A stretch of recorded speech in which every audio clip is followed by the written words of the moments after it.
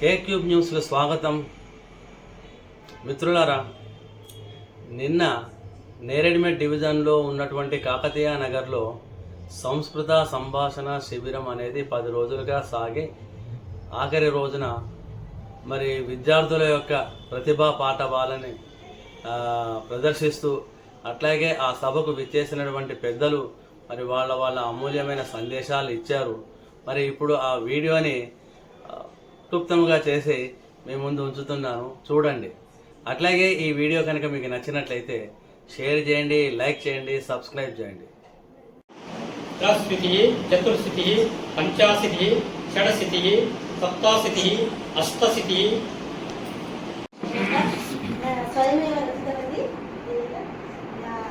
येन केयूराणि चन्द्रोज्ज्वल आभरणानि धृत्वा कृताः सः उत्तमपुरुषः न भविष्यति। इत्युक्ते उत्तमपुरुषं भवितुम् आभरणानि न योजनीयानि, न आवश्यकानि।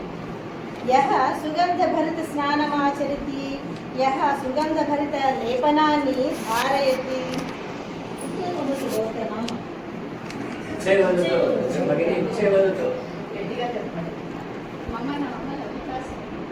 లలితా స్వరూప ఉచ్చైః వదతు. మమ నామ లలితా స్వరూప. ఏకవాదనం ద్వివాదనం త్రివాదనం చతుర్వాదనం పంచవాదనం షడ్వాదనం సప్తవాదనం అష్టవాదనం నవవాదనం దశవాదనం श्रावयितुम् इच्छामि।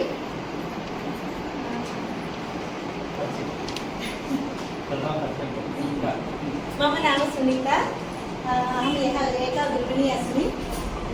अहं पञ्चतन्त्रस्य पञ्चतन्त्रस्य कथां वदामि। पूर्वतनकाले कस्मिंश्चित् वने एकः वृक्षः अस्ति आसीत्। वर्तमानकाले एव वदामि।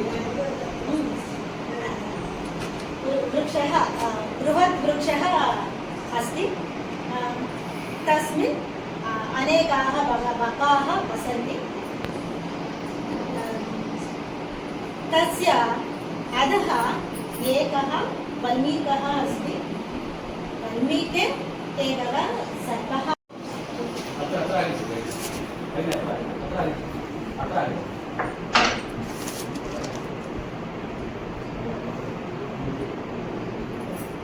जलकूपी तैलकूपी कलशः उपहारस्थालिका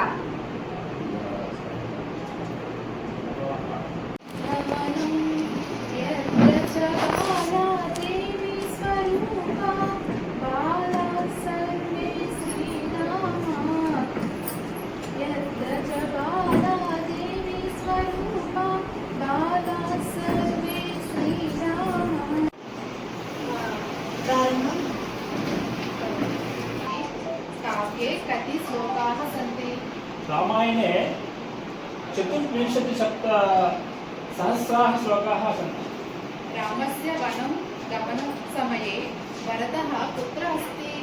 रामस्य वनं गमनं पूर्वमेव भरतः तस्य मातुलस्य गृहं गतवान्। आदिशङ्कराचार्यस्य जन्मस्थलं कुत्र अस्ति? आदिशङ्कराचार्यस्य गृहं जन्मस्थलं केरला राज्ये कालनी क्षेत्रे अस्ति। श्रीरामः किमर्थं वनं गतवान्? श्रीरामः पितृवाक्यस्य पालनार्थं वनं गतवान्। पाण्डवाः कति सहोदराः सन्ति? पाण्डवाः 5 सहोदराः सन्ति। भवतः गृहे के जनाः सन्ति? मम गृहे उच्चैः मम माता पिता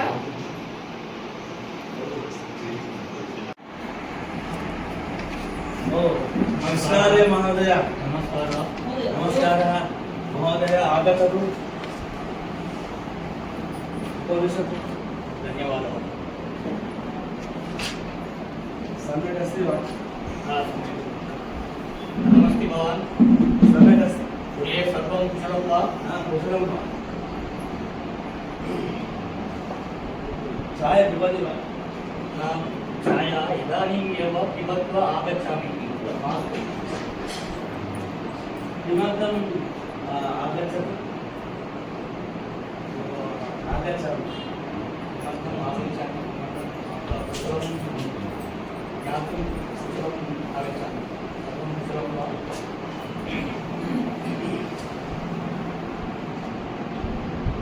एषः एषः मम भ्राता। किं कार्यं करोति?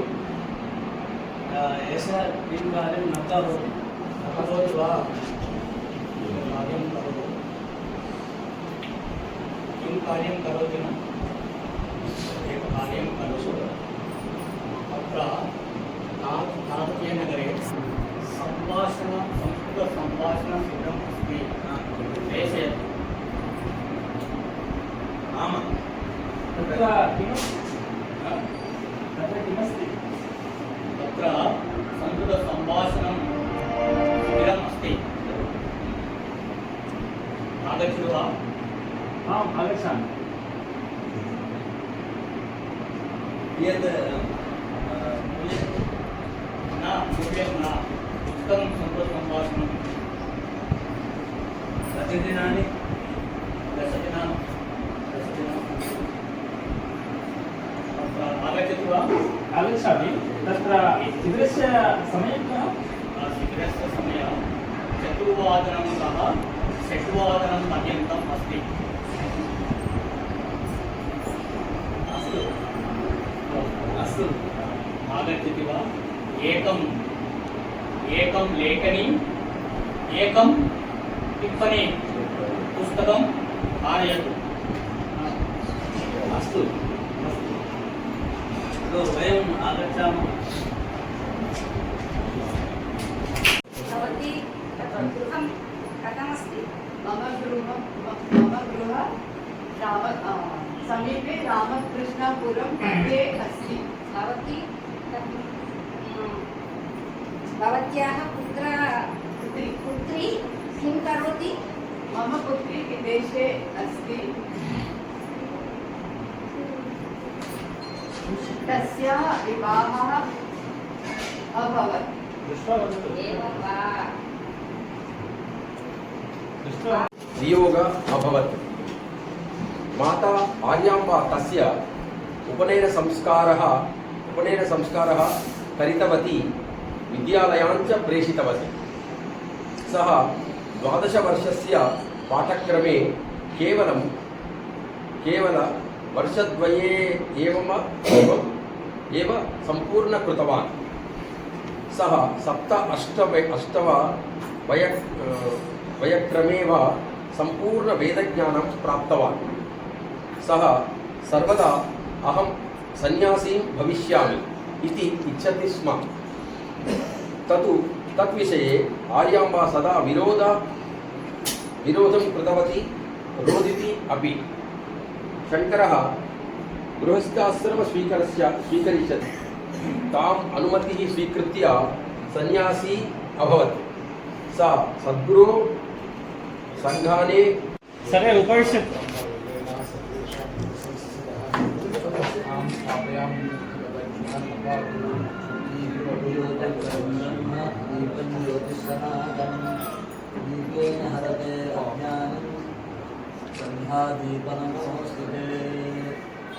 इदमन्धं तमः कृत्स्नं जायेत भुवनप्रियः। यदि शब्दाभयं ज्योतिः आसंसारं न विद्यते। या धवला या शुभ्रवस्त्रान्विता या वीणावरदण्डमण्डितकरा या श्वेतपद्मासना या ब्रह्माच्युतशङ्करप्रभृतिभिर्देवैः सदा पूजिता सा मां पातु सरस्वती भगवती विश्वेशरायाः।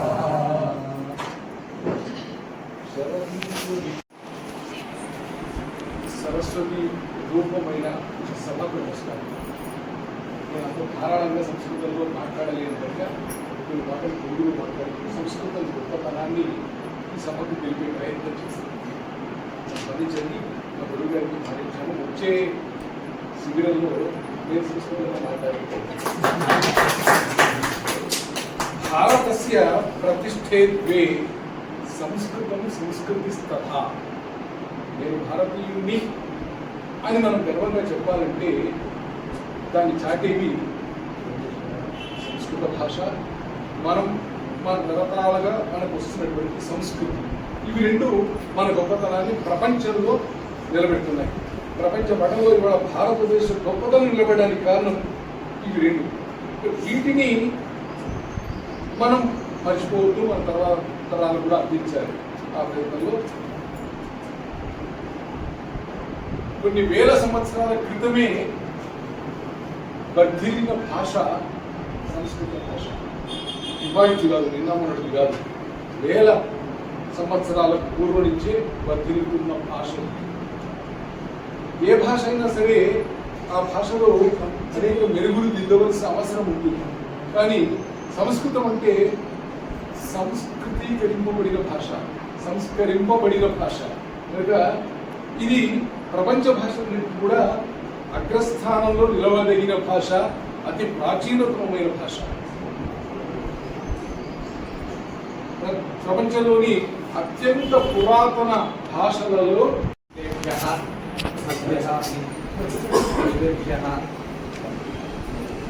సభాయాం ఉపస్థితేభ్యः సంస్కృత ఉత్సుకేభ్యः మమ నమాంసి. अस्माकं संस्कृतभारत्याः प्रोत्साहेन तत्र तु तेषां श्री काप्रे महोदयानां प्रोत्साहकेन नैकाः जनाः अत्र हैदराबादनगरे तेलङ्गाणामध्ये संस्कृतं पठितुम् उत्साहं दर्शयन्ति. अत्र बहवः जनाः इदानीमेव संस्कृतं प्रारब्धवन्तः इति अहं मन्ये खलु. అందుకని నేను కొంచెం మెల్లమెల్లగా విడివిడిగా మాట్లాడతాను.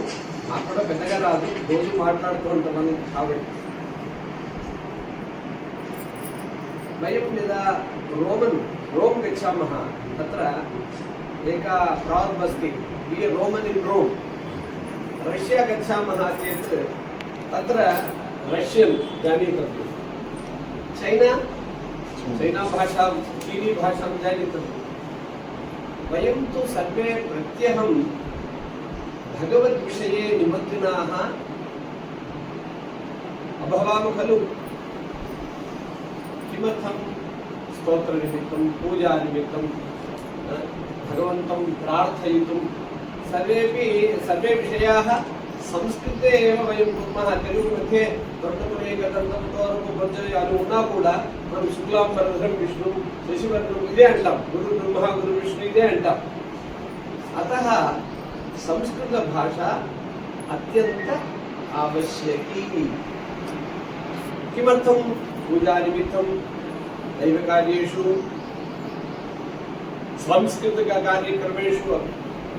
अतः यदा यदा वयं सांस्कृतिककार्यक्रमेषु भविष्यामः तथैव पूजाकार्येषु भविष्यामः तदा संस्कृतमाध्यमेन संस्कृतभाषामाध्यमेन वयं भाषणं कर्तुं प्रयत्नं करणीयम्, आवश्यकम्.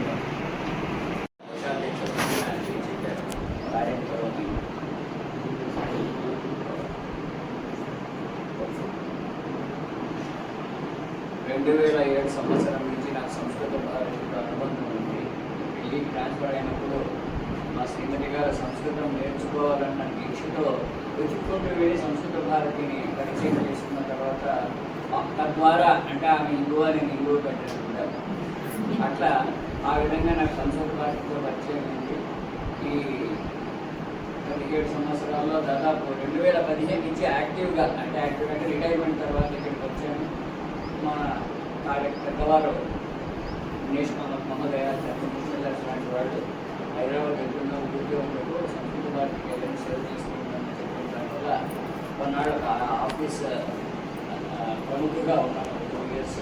తర్వాత కార్యాలయం మణికొండకు మార్చిన తర్వాత పూర్తిగా దూరాభారం అవ్వడం వల్ల అటు 2021 నుంచి కోశాధ్యక్ష రూపంలో కార్యం చేస్తూ ఇటువంటి కార్యక్రమాల్లో చేస్తున్నాం. 2022 నుంచి మల్కాజ్గిరి షిఫ్ట్ అయిన తర్వాత మల్కాజ్గిరి ప్రాంతంలో ఈ కార్యక్రమాలు నిర్వహించడానికి కూడా మా వంతు కృషి చేస్తున్నాము. మన ఈశ్వర ప్రసాద్ మహోదయ చెప్పినట్టు ఇది ఒక చిన్న ఉదాహరణ. ఒక మేడం పేరు చెప్పాను, ఆమె ఆయుర్వేదిక్ డాక్టర్. ఆయుర్వేదిక్ డాక్టర్ అంటే వాళ్ళకి ఏం చేయాలి, సరైన సిస్టమ్ చదవాలంటే కంపల్సరీగా సంస్కృతం తెలుసుకుంటారు. ఆమె నేర్చుకుంది, కానీ 2 years 3 years ప్రాక్టీస్ కూడా చేసింది. కానీ ఆమెకి ఎందుకు ఈ పరిస్థితులు ఏమయ్యాయేమో ఆయుర్వేదానికి పూర్తి దూరం అయిపోయి జర్మన్ భాషలో 1, 2, 3, 4 లెవెల్స్ నేర్చుకొని ఇఫ్లూలో లెక్చరర్గా పనిచేస్తుంది గుడ్గా. కానీ ఈ మధ్య ఆమె దగ్గర ఆమె పర్ఫార్మెన్స్ స్టడీ చేయడానికి వచ్చిన ఒక జర్మన్ ఆమెను ఏమన్నాడో ఏమో తెలియదు. నువ్వు భారతీయురాలు అయి ఉండి, ఆయుర్వేదిక్ డాక్టర్ అయి ఉండి, సంస్కృతం తెలిసి ఉండి इदानीं तु सर्वे सम्भाषणस्य आगतवन्तः 10 दिनानि घण्टाद्वयं गतवन्तः. अनन्तरं किं करणीयमिति अपि साप्ताहिकं भवति, सप्ताहे एकवारम् आगत्य पठामः, तत् उत्तममेव. अनन्तरं तद् कार्यान्वये कथम् आनेतव्यं. मम मुखे सप्ताहे एकवारं पठामः, पुस्तकं पठामः, कक्षा लिखामः, तत् सर्वम् उचितमेव. परन्तु कार्ये आनयनं कथं, किं करणीयं तन्निमित्तं सम्भाषणशिबिरमस्ति, साप्ताहिकमस्ति. अनन्तरम् उत्तमं सम्भाषणस्य कृते सर्वेषां कृते उत्तमव्यवस्था अस्ति. बालकेन्द्रचारणं, बालकेन्द्रमाध्यमेन किं भवति, सर्वे बालबालिकाः भवन्ति. केवलं इतः पूर्वम् उक्तवान् अहमेव ज्येष्ठा अस्मि, अहमेव किञ्चित् संस्कृतं जानामि. महोदयस्य विषये प्रत्यहं वयं सर्वे मिलित्वा गृहे रात्रौ 9वादनतः 7:10वादनपर्यन्तं संस्कृतेनैव भाषणं कुर्वन्तः स्मः. यूयं सर्वे अपि प्रत्यहं संस्कृतेनैव भाषणं कुर्वन्तु. संस्कृतेनैव प्रत्यहं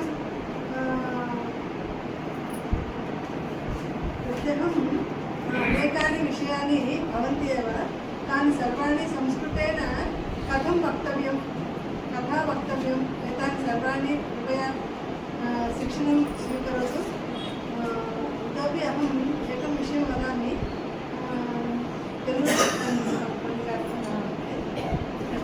ఏంటంటే మీరు మీ ఇంట్లో మీ అందరూ ఇక్కడ ఉన్న వాళ్ళందరూ పెద్దవాళ్ళు ఉన్నారు. మీ అందరికీ మనవలు మనవరాళ్ళు కొంతమంది కుండే ఉంటారు. వాళ్ళతో చిన్న చిన్న మాటలు మాట్లాడండి. ఇప్పుడు వాళ్ళు చెప్పారు వాళ్ళకి max Muller professor max Muller महोदय ऑक्सफोर्ड विश्वविद्यालयम् आचार्य आसीत्. सः संस्कृतभाषस्य अति इष्टत्वात्, अभ्यासत्वात्, पठित्वात्, उच्चैर्ज्ञानित्वात्, तदनन्तरं मुख्यग्रन्थानि संस्कृतग्रन्थानि ऋग्वेदः, उपनिषदः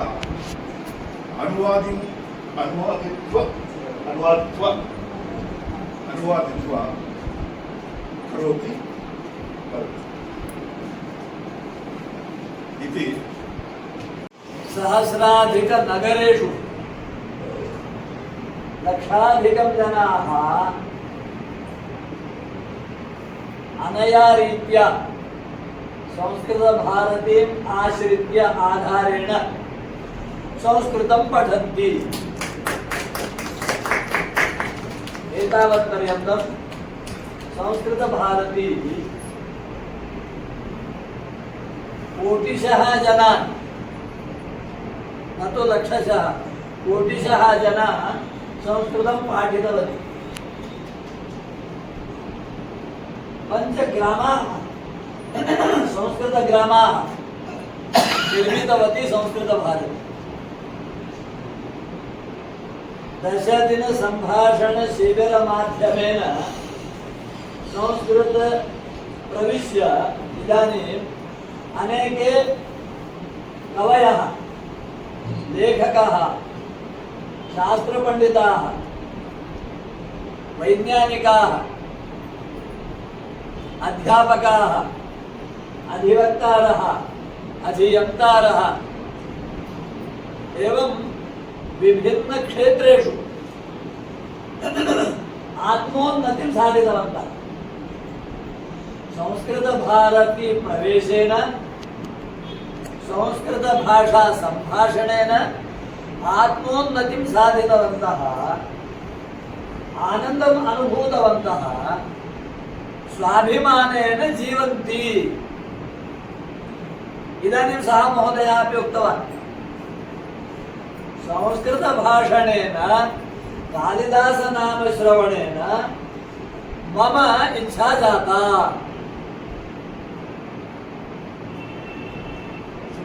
तादृशं सामर्थ्यं संस्कृतस्य। महोदयः उक्तवान् तत्र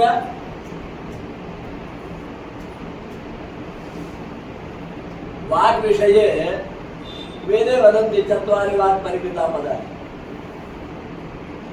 संस्कृत अभ्यास विषये 4 पदानि महोदयः बोधितवान्। श्रवणं, भाषणं, पठनं, लेखनम्। अत्यन्तं श्रद्धया एतत् सर्वं सर्वे अङ्गीकुर्वन्तु। गीतां वयं पठामः, तत्र कामः कथं जायते?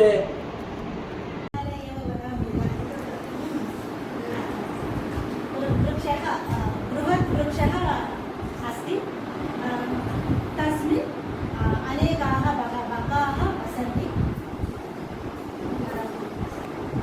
तस्य अधः एकः वल्मीकः अस्ति, वल्मीके एकः सर्पः अपि अस्ति।